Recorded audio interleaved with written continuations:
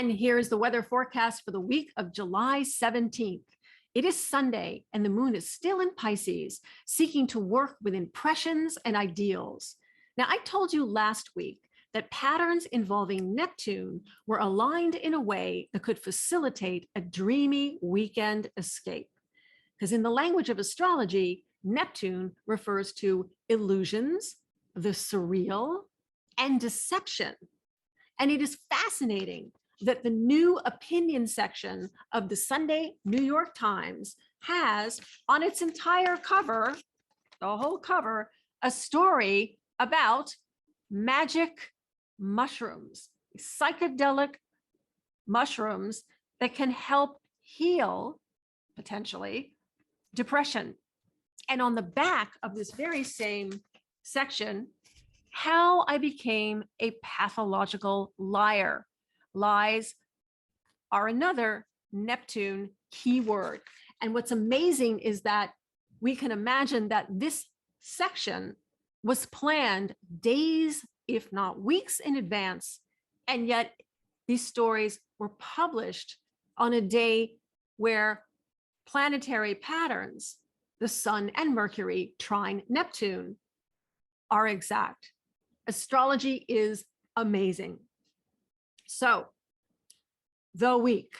On Monday morning, the moon leaves Pisces and charges into Aries, driving the next 2 days with a need to lead courageously, often impulsively, and sometimes selfishly, because that's Aries, which explains why that rude driver might cut in front of you on the freeway. You may notice an uptick in the pace of activity over the next few days.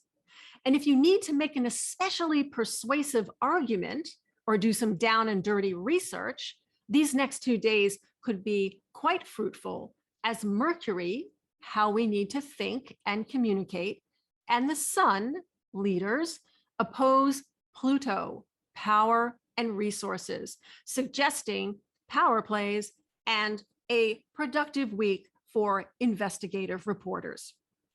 On Tuesday morning, Mercury leaves Cancer and enters Leo, filtering the expression of thoughts and communication through Leo's need for improvisational drama and regal entitlement. Mercury will be in Leo until August 4th. Now, the moon enters Taurus on Wednesday afternoon, driving the rest of the work week with a need to take the ideas generated at the beginning of the week and turn them into something tangible. Now, if your need for material comfort and security includes a massage or other sensual delight, go for it. Otherwise, use the practical, earthy energy of this Taurus moon to fortify your kingdom. Now, why do we focus so much on the moon in this weather forecast? Well, think about it. From our perspective on planet Earth, the sun and the moon are the same size, but they're not. The sun is ginormous and very, very far away. The moon is small and quite close in comparison. But from Earth, they're the same.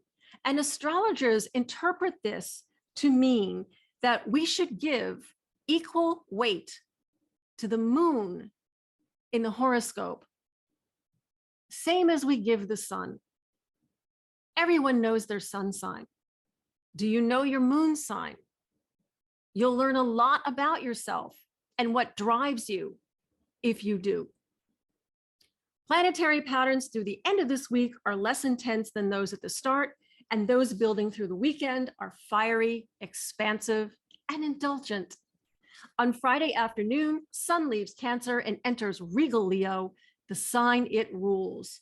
This is the height of the summer season here in the Northern Hemisphere, and everyone is encouraged to play and shine and help others shine too.